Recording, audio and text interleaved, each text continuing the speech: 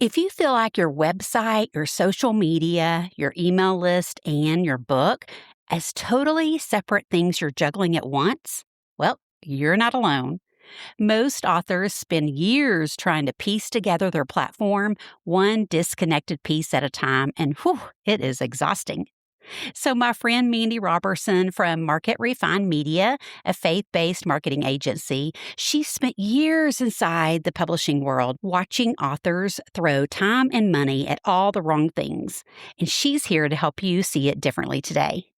We've supported some of the same authors over the years, and Mandy does such beautiful work that I couldn't wait to have her on the show. We're talking about what your author brand actually is, why your website is the one piece of your platform you'll never lose, and how to build something that works for every book you write, not just the one you're writing right now. You're in for a treat today, so let's get to it. Welcome, Mandy. I'm so glad to have you here on Book Marketing Mania today to serve my listeners. Well, thanks for having me. I'm excited to be here, and it's good to catch up a little bit. Yeah, for sure. So y'all heard me gush about Mandy and Market Refined Media in the intro, but I just want to dive into it, Mandy, and let's talk to our listeners who are, writers and authors both that are Mhm. trying to get their message out there. And let's start first at the author brand, because I know that kind of stumps some people is, how would you, Mandy, for your agency too, how do you define an author brand and why do you think it's so important for authors to have one? Well, I think for any writer, business owner, creative, anybody, branding is important. And the first place we usually start the conversation is it's not just your logo. It's Hmm. not the colors and the fonts that you pick to go on your website or your social media. Um, Branding is kind of who you are as a person, and it's the impression that you leave on anybody who comes in contact with you. So that's messaging, that's all the aesthetics of everything they see or touch from you. More than anything, it's the heart behind your message.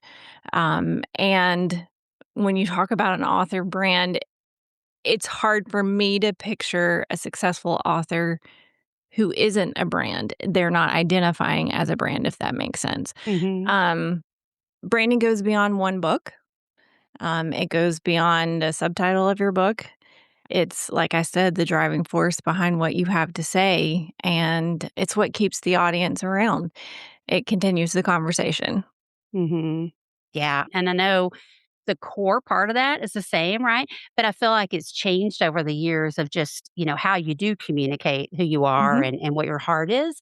And I was going to ask you too, like, back when we started, when it was more about the blog, like people would Right. have a blog name versus, Mhm. the author name. Have you seen Right. that change over the years? Like, is it more like whenever you're setting up websites for clients, is it more, we're going to go with your author name, .com?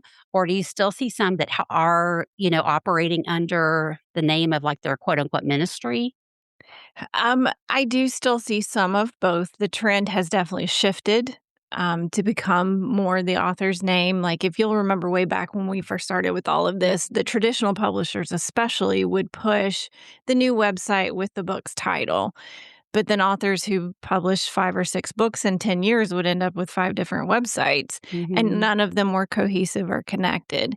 And so for us, it kind of became really part of our foundational list of services to start the website with the author's name because they will never stop being themselves. And then Mhm. every book that they release after that first one can fall in that same website, same online hub, same social media conversation, all of it because it's connected to them and not just a single launch. Mhm.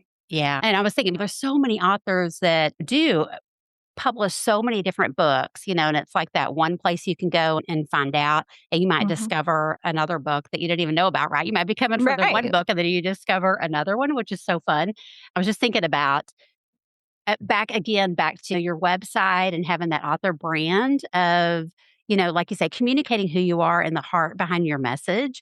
And I think, Mhm. like, especially nowadays, it's so important because of all, I mean, I don't, we didn't, hadn't talked about this, and we won't, but I mean, I love aspects of AI, like how it can speed things up. But I know I'm not Yeah. talking about putting your book on AI or anything. But I think in the world of AI, coming out so much of people using it to create their content, I think it's so important too. You might see something online, but you're like, is that really real? And so Right. I want to go visit their website. I'll instantly go look like used to. I would go to somebody's Instagram profile and see who follows them because I'm like, Yep. okay, if my friends follow them, then I know they're a real person. I Mhm. mean, or I would just see like who they were connected to back then. But then now it's like even more important because I'm trying to figure out if they're a real person if I don't know any other way. But Right. if you're not active on social, that's not helpful. So it's like you have to go to the website and see, are they a real person? And, Yeah. is there content on there? And are they writing books? And who are they published Mhm. with? And are people leaving reviews for their books and all that kind of starts? Yeah, at that website Right. Yeah. point of contact. So I'm just so appreciative of that. Yeah. So thank you for sharing about the author brand because I think that really does kind of stump a lot of people because they think, like you said, the colors, the fonts, you think, oh, I have Mhm. to have the same color everywhere. And that's my quote unquote brand, but it goes so far beyond that. So let's talk about just, building an author platform. So for authors or writers, that maybe they're just writing their first book, what are some tips you can share if they are just starting to build their author platform and get an audience built? Well, relationship is where we always say start. Don't go after large audiences just for the number. Make sure you're connecting with people who really need what you have to offer, what you have to say. It's so much a part of a calling in any area of service. You're not trying to serve everybody, you're serving who God has actually called you to, and that's who you should be connecting with online. So, again, like every interaction should feel relational and not transactional.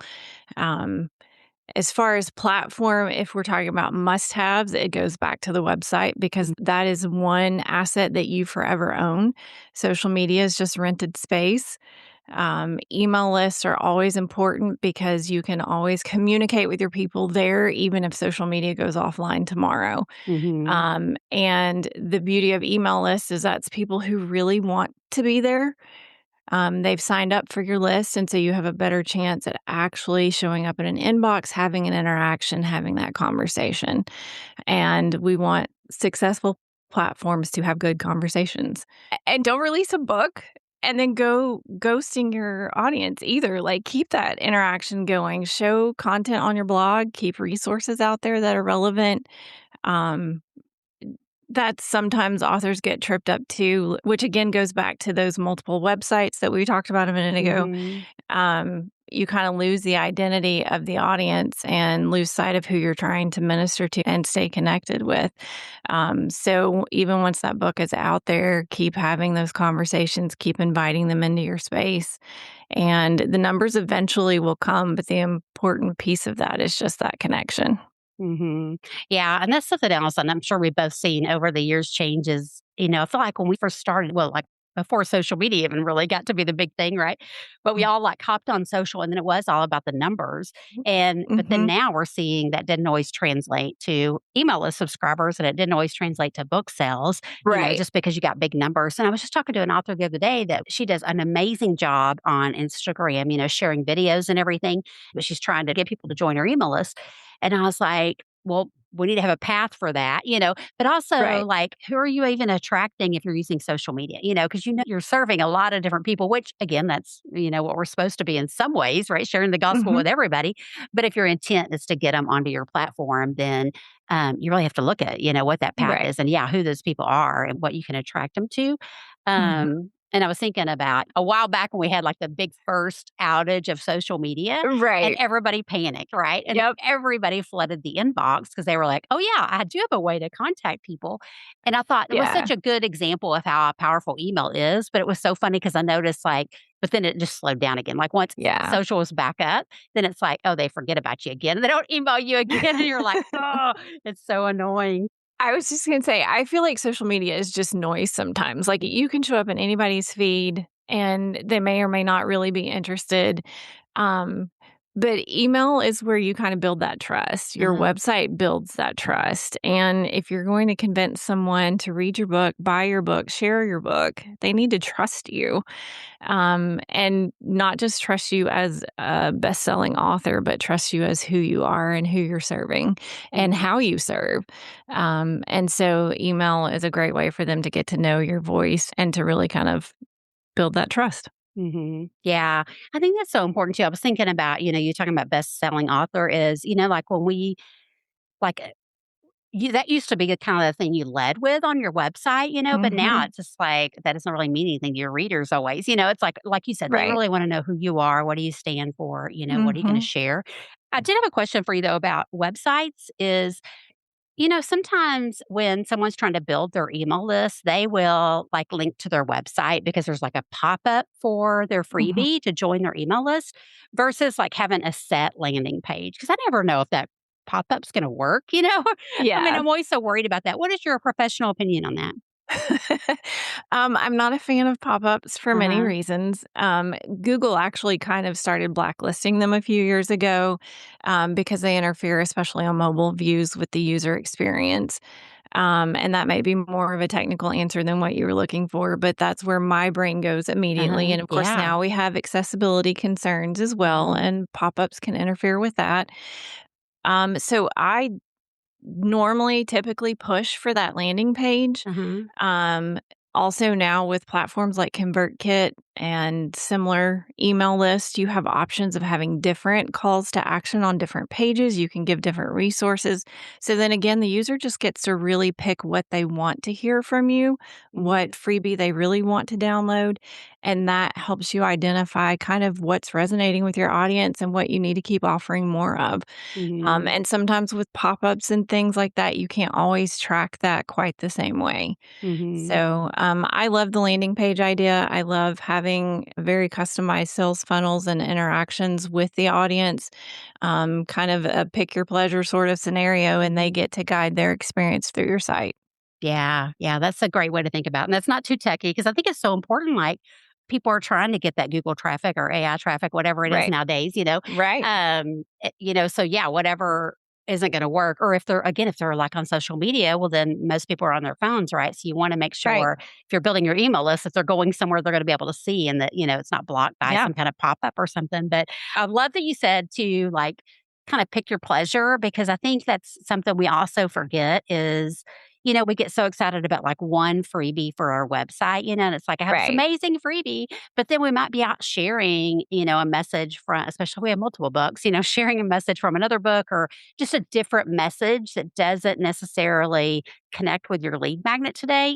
Mhm. And so there's like a disconnect there. So I really love that Right. we can, have multiples we offer. Although I haven't seen authors do this much, but I've seen more business people doing like their email is kind of the freebie, like, but I feel like it's more when it's like super niche. And so it's like Mhm. my newsletter comes out and it's always about this, this is the content that they're Right. attracting people to. So I don't know. It's just all that stuff's changed so much. It's mind boggling, but yet some of the stuff is still the same, like what you're saying, it's just like Yeah. these same principles to live by. So oh, that's so good. Okay, so I really want to talk about market refined media because when Mandy and I first connected years ago, she just did websites. That sounds like that's not a big deal, but it was a huge deal. But that was your main thing. It was. And now it has exploded into so many different offerings for writers and authors. So, talk to us a little bit about market refined media and publishing and what you offer for authors today. Well, we have prided ourselves on becoming kind of a one-stop shop over the years. God's just allowed us to step into the gap in several different areas, not just serving like traditionally Hmm. published authors, but also doing guided self-publishing for many years and kind of learning that side of things a little bit. And a couple years ago, we set up our own publishing imprint and are now officially a hybrid publisher. Um, we do kind of shy away from the term hybrid though, because sometimes it has a negative connotation. And we lean more into the concept of partnering. Hmm. We choose to partner with our authors through the journey. We do vet manuscripts, but that typically doesn't mean that we say no. Hmm. We like to say we don't say no, we just say maybe not yet or maybe not quite this way. And having an in house team that fully embraces the heart of what we do, they're able to step into spaces and kind of coach authors and guide them through book mapping, plotting out a manuscript, or various stages of editing. We can do all of that within the team. We do a lot of the market research to set the book up well on the retailer sites as far as Hmm. categories, keywords. all those type things. Those are all folded into our imprint services. Um, Everything we talked about today, all the marketing, website design, branding, email list, promotion, setup, all of it, coming from that website space set a good like tech foundation for us. So we're able to dig into some of those nitty-gritty details. And I was just telling an author this week, we very rarely will say, hey, you need to go do XYZ if we're not also fully prepared to help you do XYZ. Mhm. And so we can get into all of the back end things, all the nitty gritty details that a lot of times authors just get lost in the mud of it. And that way they can focus on what God actually called them to do, which is write the book or create that resource or course. Mhm. Um, so there's not much out there that we don't offer in some capacity. We just usually start with a call and hear the author's heart and what they feel like the Lord's leading them to do, where they feel like their roadblocks are. And then we kind of tailor a custom package or even just one off services as they need it to meet that need. Mhm. Yeah. So if you do one-off services, are those for people that have written books, or do you do those for ones that are, like, working on their first book? All of the above. We Okay. meet them at any point in the journey. So we have some authors who've released almost 20 books. We Mhm. have authors who their first book might be another 2 to 3 years from now. Yeah. So wherever they are, that's not a criteria for them coming into MRM. We just meet them where they are and meet the need as best we can. Yeah, that's so incredible, and like you say, just all your past experience at working with authors and seeing the back end of things, 'cause I think about, authors out there, if they're not going with a traditional publisher, but they're not wanting to self-publish, like, they're usually having to piecemeal a lot of that, right? I mean, they're having to Right. find all the different things, and I'm so glad you said all that because I do think that's super unique, and I know, like you said, hybrid gets a bad rap out there, and I do think there's, It does. unfortunately, companies, right, out there that are, Right. charging tons of money, and they don't really do much, or if they even do it at all for you. I know I've heard lots of horror Right. stories. So yeah, we need to come up with a new term because I don't know of any that do what you're doing. Just do the whole Right. shebang and just get everything. And it's so funny because I think about people that are like, I'm so glad to work with a traditional publisher so they quote unquote do all the work. And even if Right. it's, a small traditional publisher and it's like, I think you're going to be surprised because even, Right. I've worked with New York Times bestsellers and they still have Right. to do all their marketing. So yeah, they might be in for a rude awakening. Well, that was a big part of our motivation was spending so many years in that space, watching authors really just throw money at Uh-huh. different vendors and service providers and still at the end of the day not really get what they needed. Um, Yeah. and so having it all in-house in this seamless team allows us to shave off some of the expense on the back end. There are things that we do that's kind of our buy-in to support the author and the book. Mhm.